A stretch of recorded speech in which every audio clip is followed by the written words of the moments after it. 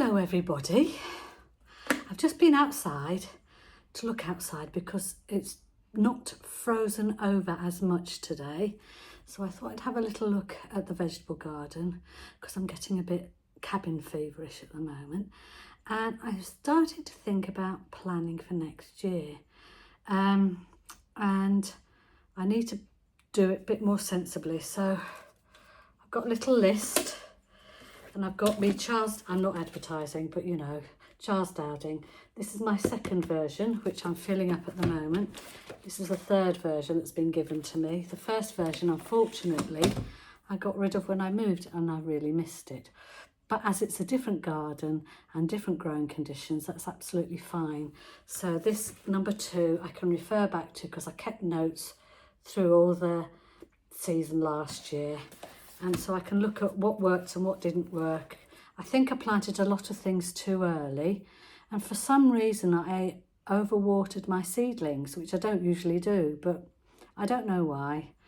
Maybe because it was just not very warm last year, although they were growing in incubator and on the windowsill. So I don't know. I'm just going to have to try to be a bit less heavy-handed this coming year. Anyway, what I was thinking about was reducing the different crops that I grow because I've got less space. So I don't think, shock horror, I'm going to grow courgettes this year. I mean, I still have got some grated courgette in the freezer and I'm going to use it up in a stew today. But with limited space, I'm thinking that maybe sort of the bog standard classical things that last through the year, like onions, potatoes, beetroot, parsnips. I did make a list. Carrots. We eat a lot of carrots and I've had to start buying those. We've run out. Lettuces, because they're really easy to grow and they're really nice. And you can also put them in noodle soups as well as eat them as fresh. Obviously tomatoes. I thought I've got some pots that I brought over from my allotment that I used to grow the peppers in. There's no point growing peppers here. It's just not warm enough. My last allotment was on a flat plain that used to get the sun beating down all the time. So it got the sun from dawn to dusk. And so the peppers got enough light, even though I don't have a greenhouse. Didn't then, don't now. But I don't think there's any point in trying to grow peppers this year. So I tried last year and it just didn't work. So I'm going to use that space differently. And I thought instead of using the pots for growing things like that in, when I finished my first crop of potatoes, I would grow some for Christmas potatoes that now we've got a shed, I can put them in the shed when it gets really cold in their pot so they can dry but stay like new potatoes. I don't mean the potatoes can dry out, I mean the soil can dry around them, but sort of keep the skins nice and soft. I wanted some advice really also because Terry King and Nick the gardener have been lovely to send me some pongo beans and I know that they are gorgeous to eat and raved about. So when my friend has finished growing his dig potatoes, because obviously we've got another competition going on this year with my no dig and his dig, I won, of course, because no dig works better, personally speaking. He said that I can use that bed to grow pongo beans in. So he's going to sow I think it's sort of second earlies. So they'll be harvested around July. If I grow the pongo beans in pots and cultivate them in pots until I can put them in the ground after he's harvested his potatoes, will they have time, do you think, to grow into mature plants that I can then start harvesting?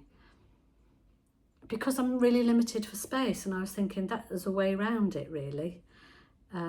So I'd really appreciate some advice on that matter. I'm going to grow some runner beans and put them in the same place that they were before, but hopefully the weather will be better, so I'll get some better crops from them.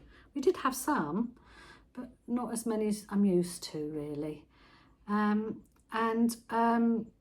So I think it's really useful at this time of year. It's still frozen ground over there, so it's not frosty, it's not snowy, but it's still frozen ground, so there's no way I can start preparing the beds.